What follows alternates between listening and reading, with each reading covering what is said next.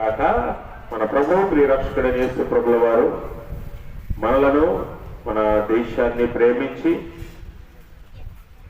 79వ స్వాతంత్ర దినోత్సవాన్ని జరుపుకోవటానికి దేవుడిచ్చిన సమయాన్ని బట్టి అవకాశాన్ని బట్టి దేవాది దేవునికి వేలాది వందనాలు చెల్లిస్తూ ఉదయకాల ఆరాధన జరిగించుకొని తదనంతరము మనము జాతీయ జెండా ఆవిష్కరణ జరిగిద్దాం. తండ్రి యొక్కయు కుమారుని యొక్కయు పరిశుద్ధాత్మ యొక్క నామమున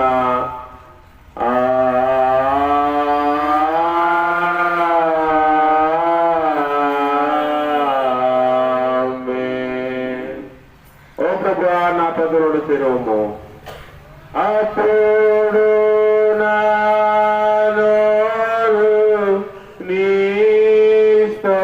స్తోత్రమును బయలుపరచును. ఓ దేవా నన్ను విడిపించుటకు త్వరగా రమ్ము. ఓ ప్రభువా నా సహాయము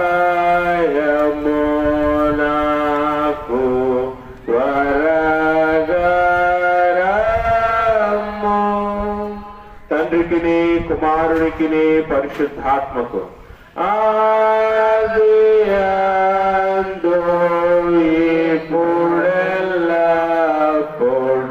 యుగ యుగములందుండునట్లు మహిమ కలుగునుగాక.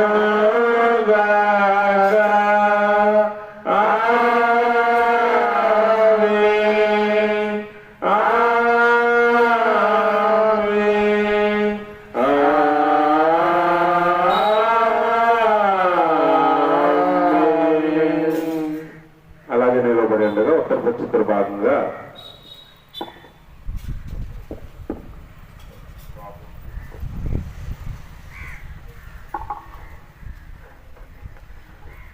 ఉత్తర చిత్ర భాగాన్ని చదువుకుందాం.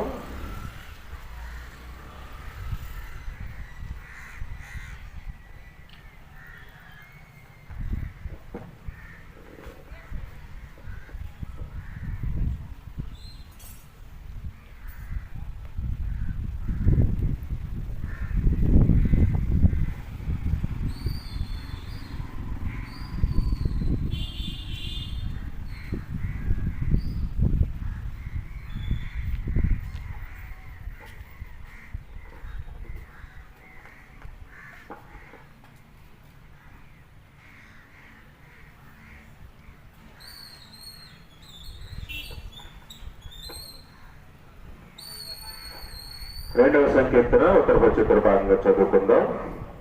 చూడవలసిన అందరం కలిసి చదువుకుందాం.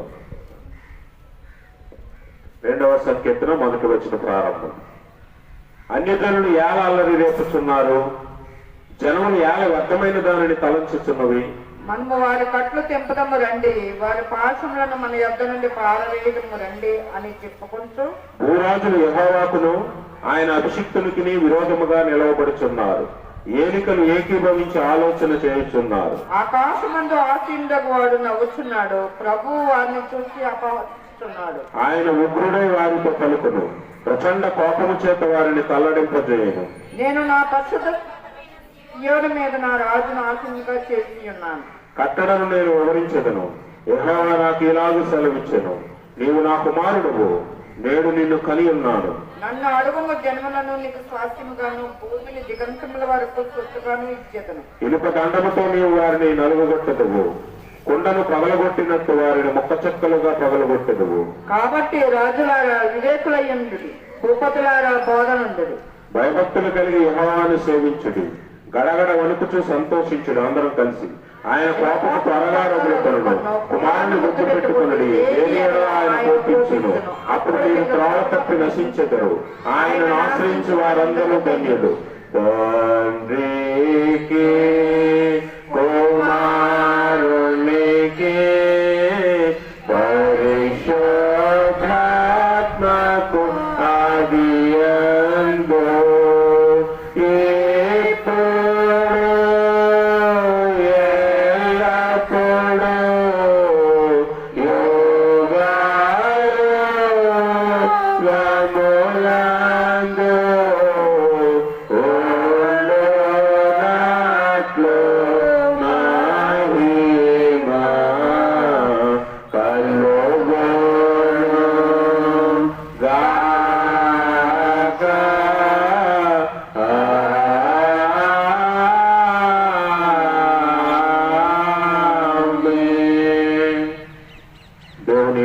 నామానికి మహిమ కలుగును గాక.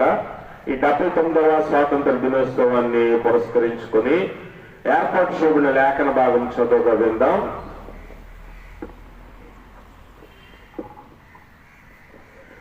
అపోస్తలుడైన పౌలు గలతీ సంఘానికి రాసిన పత్రిక 5వ అధ్యాయం 13వ వచనాన్ని శ్రేల సమాజం వారు ఎవరైనా చదివి వినిపించారో మనం చేస్తున్నాం.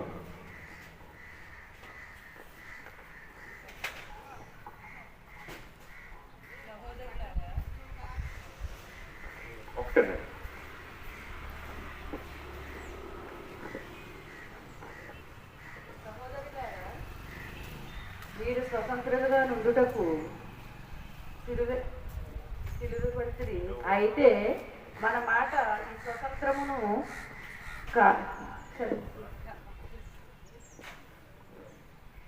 స్వతంత్రులారా మీరు స్వతంత్రులుగా ఉండుటకు పిలువబడితిరి.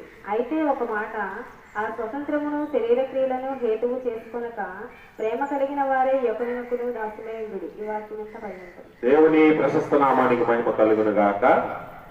మరి దినము 79వ స్వతంత్ర దినోత్సవాన్ని మన భారతదేశ పౌరులుగా మనందరము జరుపుకుంటూ ఉన్నాము. మరి దేవుడిచ్చిన స్వతంత్రాన్ని మనం జ్ఞాపకం చేసుకోవాలి. ఎందుకనంటే దేవుని లేఖనంలో స్వతంత్రం గురించి, స్వేచ్ఛను గురించి అనేక విధాలుగా ఎన్నోసార్లు లేఖనం చెప్పుతూ ఉన్నది. మరి దేవుని వాక్యములో మనం జ్ఞాపకం చేసుకున్నట్లయితే ఈ సమస్త భూమి నాదే అని దేవుడు లేఖనంలో తెలియజేస్తూ ఉన్నాడు. కాబట్టి మీరు నా మాట విని నా ఆజ్ఞలను గైకొని నా సన్నిధిలో మీరు మనఃపూర్వకంగా ప్రార్థన చేసినప్పుడు మీ ప్రార్థన నేను ఆలకించి దేశమును స్వస్థపరచుదును అని లేఖనాల్లో దేవుడు తెలియజేస్తూ ఉన్నాడు. కాబట్టి దేవుడు భారతదేశాన్నే కాదు సమస్త దేశాలను, భూమి అంతటినీ కూడా ప్రేమించాడు. మరి ఆయన నామమును మనం మొరపెట్టినప్పుడు మన ప్రార్థనలు ఆలకిస్తాడు. ఇశ్రాయేలీయులు ఐగుప్తు బానిసత్వంలో ఉన్నప్పుడు స్వతంత్రం కొరకు వారు ప్రార్థన చేసినప్పుడు, మొరపెట్టినప్పుడు దేవుడు వారి ప్రార్థన ఆలకించాడు. దేవుడి వాక్యం ఉంటుంది, ప్రభు ఆత్మ ఎక్కడ ఉండునో అక్కడ స్వతంత్రం ఉండునని దేవుడి వాక్యం సెలవిస్తూ ఉంది. కాబట్టి మనము ఆయన నామాన్ని మహింపరుస్తూ ఆయనను ఎల్లప్పుడూ జ్ఞాపకం చేసుకొని ఆయన ఇచ్చిన స్వతంత్రాన్ని, ఆయన ఇచ్చిన స్వేచ్ఛను మనము సక్రమముగా జాగ్రత్తగా వాడుకోవాలి. గలతీ పత్రికలోనే చాలా చక్కని మాటలు తెలియజేస్తూ ఉంటాడు. మనము దేవుడిచ్చిన స్వతంత్రాన్ని ఇహలోక సంబంధమైనదిగా వాడక ఒకరికొకరు మనము దాసులుగా ఉంటూ ఒకరినొకరు ప్రేమించుకుంటూ పాపానికి మరలా మనం బానిసలము దాసులము కాకుండానట్లు జాగ్రత్త పడండి అని లేఖనం తెలియజేస్తుంది. కాబట్టి స్వతంత్రాన్ని, దేవుడిచ్చిన స్వేచ్ఛను మనము సద్వినియోగం చేసుకోవాలి. దేశమంతా కూడా ఐక్యమత్యం కలిగి ఒకరికొకరు ప్రేమించుకొని ఒకరినొకరు సహకరించుకొని ముందుకెళ్ళాలి. అది స్వతంత్రం యొక్క ముఖ్య ఉద్దేశం. అలాగే మనం జ్ఞాపకం చేసుకుంటే ఈ స్వతంత్రాన్ని పొందటానికి మరి భారతదేశంలో ఎంతో మంది భక్తులైనటువంటి వారు మరి పోరాడారు, సహకరించారు. ఈ స్వతంత్రం రావటానికి పాలిభాగస్తులయ్యారు. మరి క్రైస్తవులైనటువంటి అలన్ ఆక్టేవియన్ హుమే, అలాగే భారతదేశ క్రైస్తవులుగా ఉన్న కాళీచరణ్ బెనర్జీ వంటి వారు కూడా ఆనాటి స్వతంత్ర ఉద్యమంలో పాల్పంపులు పొందారు. వారందరూ కలిసి భారతదేశానికి స్వతంత్రం రావటానికి వారి వంతు సహకారం వారు అందించారు. కాబట్టి మరి మనము దేశం యొక్క స్వతంత్రాన్ని మనము జరుపుకుంటూ ఉన్నాం. కాబట్టి అయితే ఇంకా భారతదేశంలో అనేక ప్రాంతాలలో స్వాతంత్ర్యము లేదు అన్న విషయాన్ని జ్ఞాపకం చేసుకోవాలి. అంటే ఏ విధంగా లేదు అంటే దేశపరంగా స్వతంత్రం వచ్చి ఉండొచ్చు, కానీ ఇంకా అనేక మంది మరి శారీరకంగా లేకపోతే మానసికంగా, ఆధ్యాత్మికంగా స్వతంత్రతలోనికి రాలేదు. సంపూర్ణమైన స్వతంత్రత మరి దేవుని వాక్యం ద్వారా మనం జ్ఞాపకం చేసుకుంటే దేవుడు మనల్ని మరి స్వతంత్రులుగా చేయటానికి ఇష్టపడుతూ ఉన్నాడు. కానీ మనం ఇంకా కొన్నిసార్లు పాపానికి కొంతమంది బానిసలుగా ఉన్నారు, స్వతంత్రంలోనికి రాలేదు. కొంతమంది కొన్ని విషయాలలో మరి చిక్కుకొని మరి దాసులుగా మారిపోయారు. అలాంటి వారందరూ కూడా స్వతంత్రులు అవ్వాలి. ఆధ్యాత్మిక స్వతంత్రత, శారీరక స్వతంత్రత, అలాగనే మానసికంగా కూడా స్వతంత్రత ఉండాలి. వాక్ స్వేచ్ఛ భారత రాజ్యాంగం భారతదేశానికి ఇచ్చింది, వాక్ స్వేచ్ఛ. మరి మనము మన హృదయంలో నమ్మినది మనము ప్రకటించవచ్చు అని వాక్ స్వాతంత్రం ఇచ్చాడు భారతదేశానికి. అలాగే మనం శారీరకంగా మనకు నచ్చిన పని మనం చేసుకోవచ్చు. ఎవరి కింద మనం దాసులం కాదు, ఎవరికి మనం బానిసలం కాదు అని చెప్పటానికి శారీరక స్వాతంత్రత దేవుడిచ్చాడు. అలాగా ఆధ్యాత్మికంగా అనగా పాపము క్రింద ఇంకా దాసులుగా ఉన్నవారు స్వతంత్రులు అవ్వాలని దేవుని వాక్యం సెలవిస్తోంది. కనుక గమనించండి ప్రభునందు ప్రియమైన స్నేహితులారా, ఈరోజు 79వ స్వాతంత్ర దినోత్సవం భారతదేశానికి మరి శారీరకంగా భౌతికంగా మాత్రమే కాదు కానీ ఆత్మీయంగా అలాగే మానసికంగా అన్ని విషయాల్లోనూ స్వతంత్రత ప్రతి ఒక్క పౌరునికి రావాలి. అది దేవుని యొక్క ఉద్దేశం. అంతేగాని కేవలం భౌతికంగా భారతదేశం స్వతంత్ర దేశము అని మనం చెప్పుకొని శారీరకంగా లేకపోతే మానసికంగా ఆధ్యాత్మికంగా మనం బానిసలుగా ఉన్నంత కాలము స్వతంత్రం యొక్క అనుభవాన్ని మనం పొందలేము. కాబట్టి నిజమైన స్వతంత్రాన్ని దేవుని వాక్యం అంటుంది, కుమారుడు మనకి స్వతంత్రాన్ని అనుగ్రహించాడు. దేవుడు తన ప్రియ కుమారుణ్ణి ఈ లోకానికి పంపించి మనం అన్ని విషయాల్లో స్వతంత్రులు అవుతున్నట్లు మనల్ని విడిపించాడు. ఆ స్వతంత్రతను మనం స్వేచ్ఛగా దేవునికి మహిమకరంగా మనకు సంతోషకరంగా మనం వినియోగించుకోవాలి.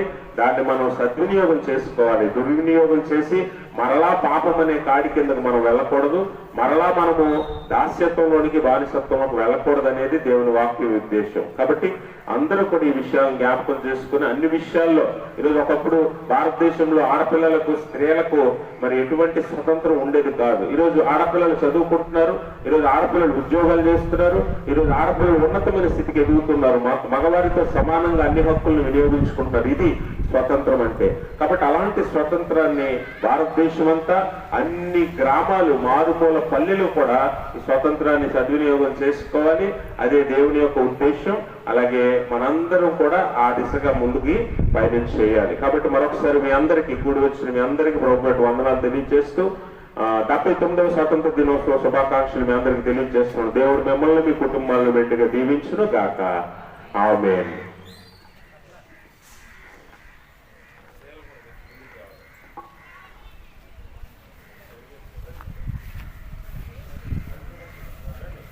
చేతులు కదా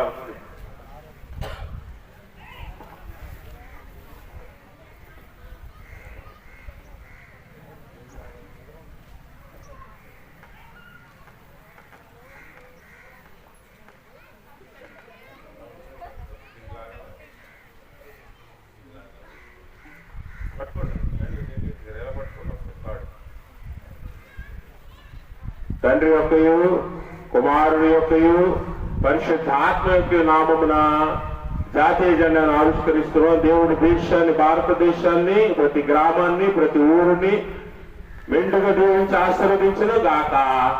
ఆమేన్. అందరూ చప్పట్లు కొట్టండి.